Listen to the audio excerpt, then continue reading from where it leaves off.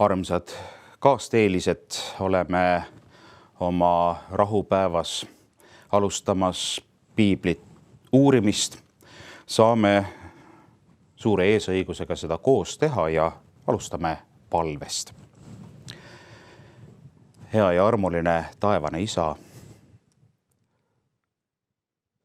sina teed ennast meile arusaadavaks. Sina teed seda tööd siin maailmas meie kasuks ja kutsud meid selles osalema. Sina mõtled ka välja kõik mudelid, kuidas me seda teha saame. Ja meie lihtsalt kuulame sinu häält. Ava meie süda, meel ja mõtted. Neid mudeleid siin koos uurima. Me palume su ligiolekut Jeesuse Kristuse nimel. Aamen. Tänane kirjatekst on 2. Moosese raamatu 35. peatükist. Hiljem lõpupoole ka natukene 36. peatükist, aga alustame siis 35. peatükist 4. salmist kuni 10. salmini ja sealt hüppame edasi 20. salmi peale ja loeme sealt edasi. Ja Mooses rääkis kogu Iisraeli laste kogudusega, öeldes: Issand on käskinud ja öelnud nõnda. Võtke sellest, mis teil on. Issandale tõste lõivu, igaüks, kes heast südamest tahab anda, toogu Issandale tõste lõivuks kulda, hõbedat ja vaske, sinist, purpurpunast ja helepunast lõnga ning peent linast lõime, kitsekarvu, punaseid jääranahku, merilehmanahku, akaatsiapuud, valgustusõli, palsamit võideõliks, healõhnalisi suitsutusrohte, karneoolikive ja ilustuskive, õlarüü ja rinnakilbi jaoks. Ja igaüks, kes teist on osav, tulgu ja tehku kõik, mida Issand on käskinud. See oli selline üleskutse osa ja 20. salmist tuleb siis vastus. Ja kogu Iisraeli laste kogudus läks ära Moosese juurest.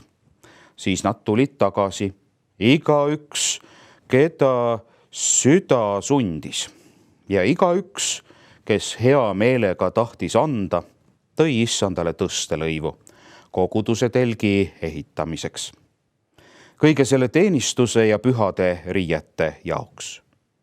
Nad tulid, nii hästi mehed kui naised, igaüks, kes heast südamest tahtis anda ja tõid sõlgi, kõrvarõngaid, sõrmuseid ja keesid, igasugu kuldriistu, kõik, kes tõid Issandale kõigutusohvriks kulda. Ja kõik, kellel leidus sinist, purpurpunast ja helepunast lõnga ning linast lõime, kitsekarvu, punaseid jääranahku ja merilehmanahku, tõid neid. Igaüks, kes sai tõstelõivuks annetada hõbedat või vaske, tõi Issandale tõstelõivu. Ja igaüks, kellel leidus akaatsiapuud, tõi seda kõigi tööde tarviduseks. Ja kõik osavad naised ketrasid käsitsi ning tõid kedratud sinist, purpurpunast ja helepunast lõnga ning linast lõime. Ja kõik naised, keda süda selleks sundis ja kes oskasid, ketrasid kitsekarvu, aga ülemad tõid karneoolikive ja ilustuskive õlarüü ja rinnakilbi jaoks, palsamit õli valgustuseks ning võideõliks ja healõhnaliseks suitsutusrohuks. Kõik Iisraeli lapsed, mehed ja naised, keda süda sundis tooma kõige valmistamiseks, mida Issand oli Moosese läbi käskinud teha, tõid Issandale vabatahtliku ohvri.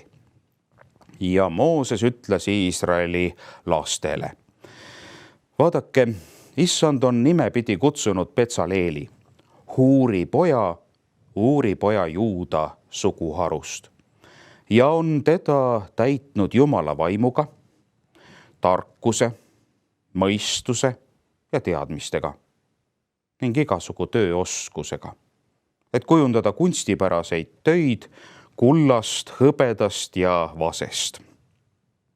Uurendada kiveraamistuse jaoks ja nikerdada puud, tehes igasugu kunstipärast tööd. Ta on temale ja Oholiabile, Ahisamaki pojale Taani suguharust, andnud oskuse teisi õpetada. Ta on neid täitnud oskusega teha igasugu tööd, olgu sepa või kuduja või kangakirjatöö sinisest, purpurpunasest ja helepunasest lõngast ning linasest lõimest. Või olgu kangrutöö teha kõiki töid ja olla leidlik kunstipärastes töödes. Ma arvan, et me oleme lugenud ühte väga imelist piibliteksti. Kui räägitakse kristlikust majapidamisest, siis sageli pöördutakse apostlite tegude raamatu poole. Pärast seda, kui jüngrid olid Jeesuse maha jätnud, reetnud Jeesuse ja siis uuendanud oma usaldust Jeesuse vastu, siis juhtus ime. Kogudus elavnes ja väga palju selliseid annetusi pandi kokku, kes müüs ära kogu oma varanduse. Kuid võib-olla see on selline väga haruldane tegevus. Natukene parem mudel on see, mida me loeme siit teisest Moosese raamatust, aga see on minu arvamus. Siin ei eeldata, et keegi issanda tööks kokku pannes müüb ära kogu oma varanduse, vaid lihtsalt võtab midagi oma vahendite hulgast, et Jumala töö võiks edasi minna.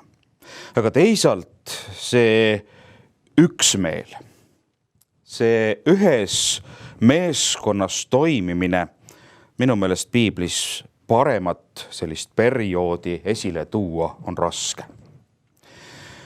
Ja kuna see on nii imeline kristliku majandamise mudel, mis siin toodud on, siis see tekst saigi koos lugemiseks võetud. Mida need inimesed siin siis teevad? Nad ehitavad pühamut. Pühamutelki, eesõue, kõiki neid riistu, mis on selles pühamus ette nähtud. Ja see oli tolle aja evangeeliumi kuulutamise vahend. Jumal oli selle välja mõelnud, andnud kõik eeskujud ja nüüd ütles, et nüüd tuleks see mudel valmistada ja nüüd, kui te rahvana ükskõik kuhu lähete, hakkab see mudel jutustama, võiks öelda, see on evangeelne seminari vahendite hulk tolles ajas. Pühamu on alati rahva keskel.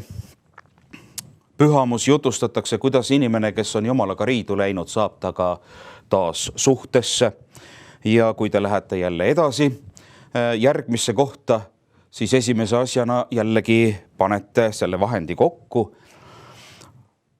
Kuna see oli selline evangeelse vahendi moodustamine ühes meeles, siis on väga hea seda teksti siis lähemalt vaadata, millised elemendid on siis, võiks öelda, lausa ideaalses perioodis koguduse keskel kristlik majandamine. Millised elemendid selles ilmnevad, sellepärast et sellest on võimalik alati õppida. Esimene element, mida me siin näeme, on see, et kogu selle evangeelse seminari vahendid on väga konkreetses kohas. Ja need on koguduse liikmete vahendite hulgas. Mooses andis sellise käsu, issand on käskinud, võtke sellest, mis teil on. Et kui Jumal tahab kuskil kuulutada mõne koguduse läbi, antud hetkel see kogudus on seal väga suur, rahvast on ikka täitsa võiks, mõned arvavad isegi, et koguni 1 miljon võis olla seal neid inimesi koos. See kogudus oli väga suur, aga nüüd see vahend, mille kaudu hakatakse kuulutama iseendi keskel ja teistele rahvastele, selle vahendid on kõik nii-öelda selle rahva isiklike vahendite hulgas. No tõsi on see, et rahvas on rikas. Ja ma arvan, et väga palju teekonnal tekkinud mässe ja nurinaid oli just sellega seotud, et alati tuli võtta lisaks pühamule ka ikkagi oma varandus kaasa ja see, mis annetati pühamu jaoks, oli üks murdosa kogu sellest varandusest. Aga see korraldus, võtke sellest, mis teil on, issandale tõste lõivu, igaüks, kes heast südamest tahab anda, toogu issandale tõste lõivuks. Ja nüüd tuleb terve loetelu siis kõike, mida seal tarvis oli. Nii et issandale anti tõste lõivu ja need, kes heas südames tahtsid anda.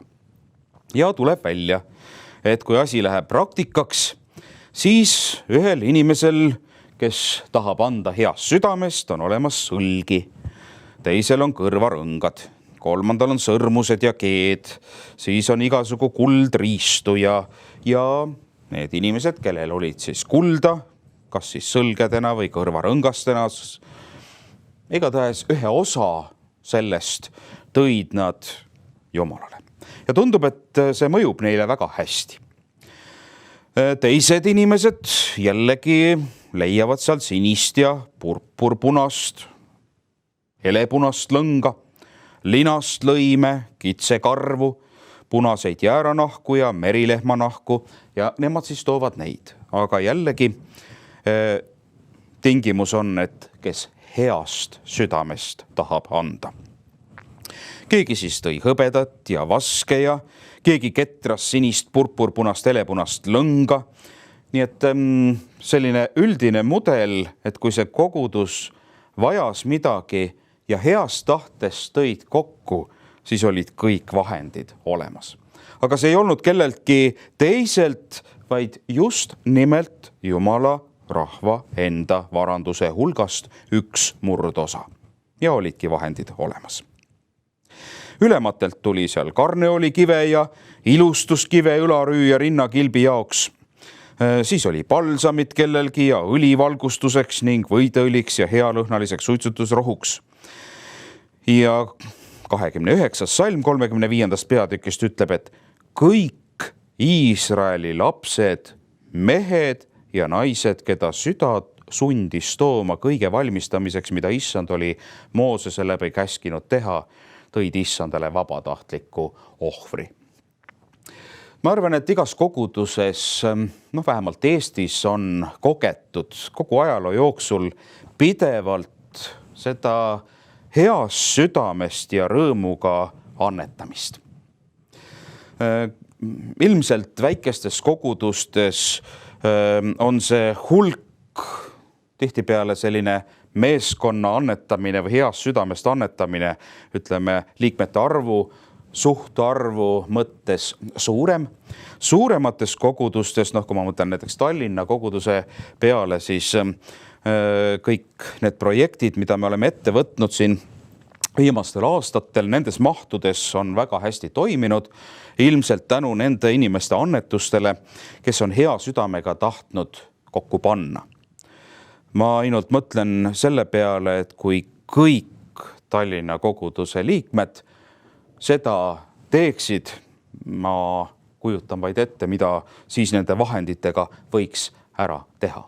Aga see mudel, et kui kõik heas südames tahavad anda, siis juhtub midagi, millest siis 36. peatükis nii-öelda kirjeldatakse kui lausa pidurit, et oot.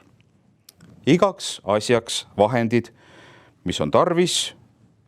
Siis Mooses kutsus seda tegema Betsaleeli ja Oholiaabi ning kõik osavad mehed, kellele issand oli andnud tarkus südamesse, igaühe, keda ta süda sundis tööle minema. Ja nad võtsid Mooseselt vastu kogu tõste lõivu, mida Iisraeli lapsed olid toonud pühamu ehitustööks, mis neil tuli teha. Aga temale toodi igal hommikul veel vabatahtlikke ande. Siis tulid kõik need osavad, kes tegid kõiki pühamu töid, igaüks oma töö juurest, mida ta parasjagu oli tegemas. Ja rääkisid Moosesega öeldes, rahvas toob rohkem, kui on tarvis selle töö tegemiseks, mida issand on käskinud teha.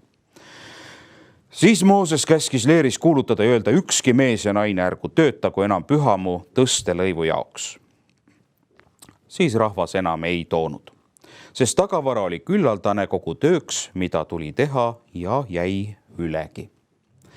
Selline üleküllus juhtus nii, kui kõik panustasid ühel hetkel ühe eesmärgi nimel. Teine aspekt, mis sellest tekstist välja tuleb, on selline ühine panustamine. Et mitte ainult annetamine, vaid ka selline ühine panustamine.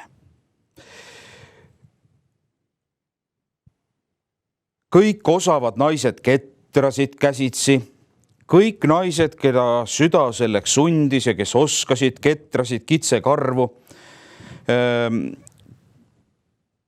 Et ühesõnaga teine osa sellest kristlikust majandamisest oli see, et igaüks panustas mingite oskustega, mis tal juba oli Jumalalt antud. Et nii nagu varandus oli antud ja sa panustasid annetustega ainult osaliselt, siis nüüd teine osa on, et ma mitte ei jäänud kõrvalt vaatajaks ja ainult annetajaks, vaid ma panustasin ka nii-öelda ühistesse töödesse.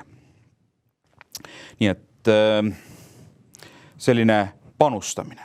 Kolmas aspekt, mis siit väga selgelt välja tuleb koos nende andidega, mis ka Betsaleeli ja Oholiaabi kohta öeldakse. Vaadake, issand on nimepidi kutsunud Betsaleeli Huuri poja Juuda suguharust ja on teda täitnud Jumala vaimuga, tarkuse, mõistuse ja teadmisega ning igasugu tööoskusega, et kujundada kunstipäraseid töid kullast, hõbedast ja vasest. Uurendada kive raamistuse jaoks ja nikerdada puud, tehes igasugu kunstipärast tööd. Ta on temale ja Oholiaabile, Ahisamaki pojale Taani suguharust andnud oskuse teisi õpetada.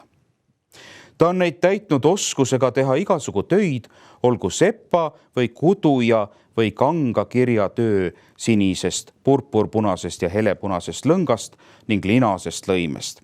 Või olgu kangru töö teha kõiki töid ja olla leidlik kunstipärastes töödes.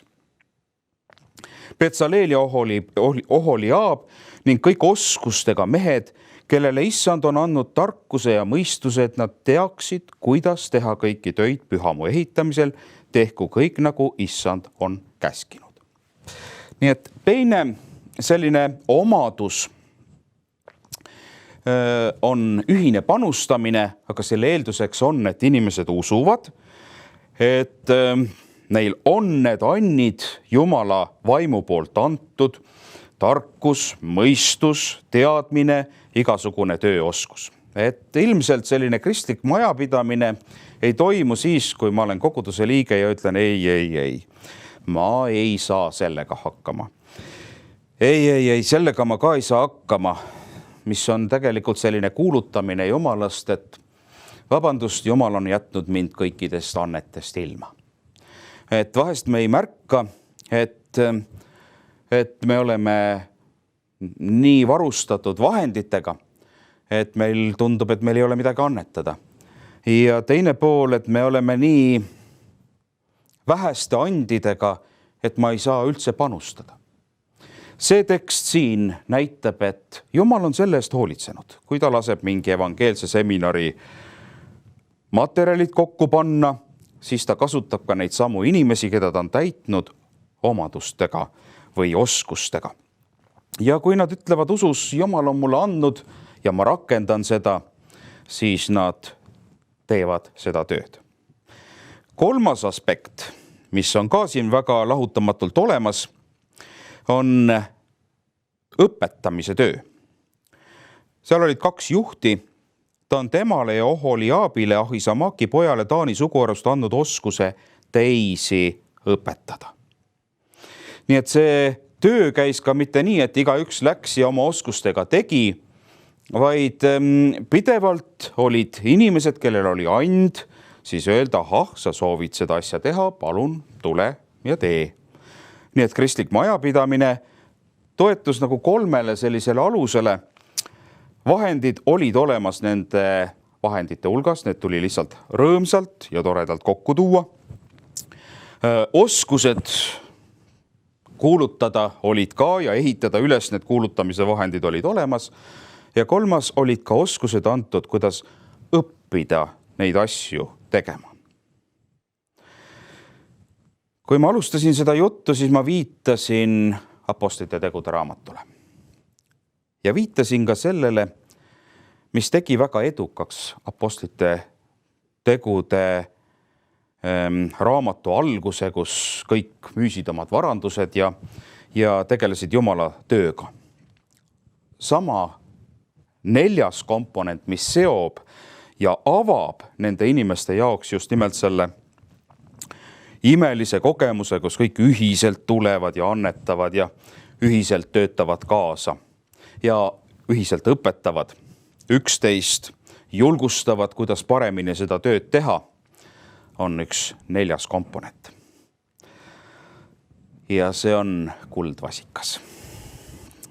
Lugu, mis eelnes sellele loole. Nii nagu jüngrite juures oli selline Jeesuse reetmine, eelnes heale majandamisele, rõõmsale majandamisele, tuleviku nägemisele. Nii on ka sellel lool eellugu kuldvasikas, kus kogu rahvas peale Moosese ja Joosua osales kuldvasikasse investeerimisele, selle teenistuse üles ehitamisele ja lõpuks pidi tunnistama, et nad olid midagi väga valesti teinud.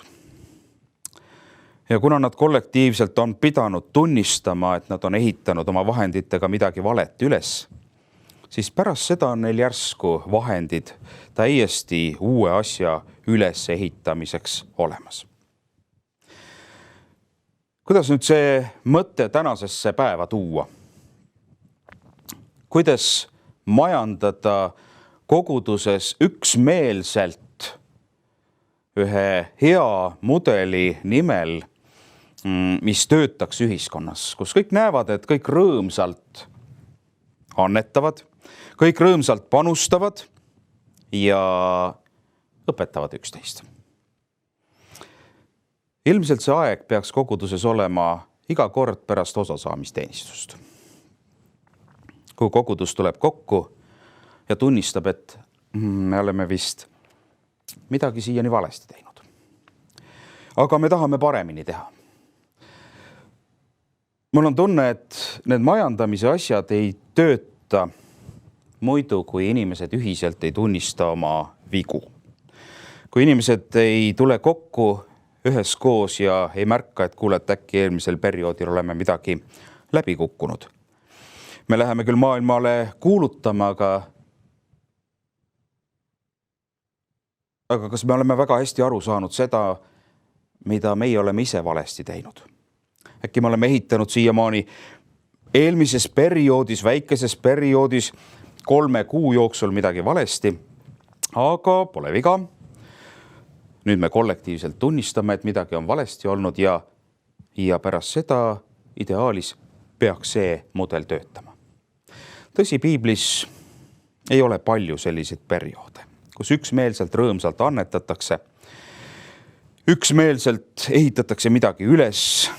Isegi Taavet, kui ta soovis riiki üles ehitada, ta tükk aega ootas, kuni suguharud midagi koos tahtsid teha. Ja pärast Saalomoni 10 suguharu eraldus ja 2 olid teisel pool. Selliseid perioode ei ole palju. Aga meil on see kuldaeg, kus eksimusest oldi tuldud ja selles perioodis, kui ühiselt ehitati, vigu ei tehtud. Ei ole ühtegi mässu, ei ole ühtegi sellist vaidlemist. Ma kujutan ette, et need inimesed ärkasid igal hommikul ja mõtlesid, kuidas me jälle koos saame midagi teha. Ja hea meelega, tundes, et nendes on kõik need oskused olemas, kiitsid Jumalat ja see oli väga ilus majandamise mudel. Mina arvan, et Jumal saab täna ka väga ilusasti kasutada kõike seda, mis on meie varanduste hulgas olemas, nende andide hulgas olemas, õpetamise juures olemas. Aga selle eelduseks on, et kogudus tuleb kokku ja on valmis alati ütlema, et aga äkki eelmises perioodis midagi ühiselt sai ka valesti tehtud. Ja Jumal on alati õnnistanud neid lugusid, mis on kollektiivsele patutunnistusele järgnenud. Ja ma soovin Jumala armu selle ära tunnetamises kõikidele kogudustele ja gruppidele ja ka ilmselt suuremas mahus meie koguduse liikmetele. Aamen.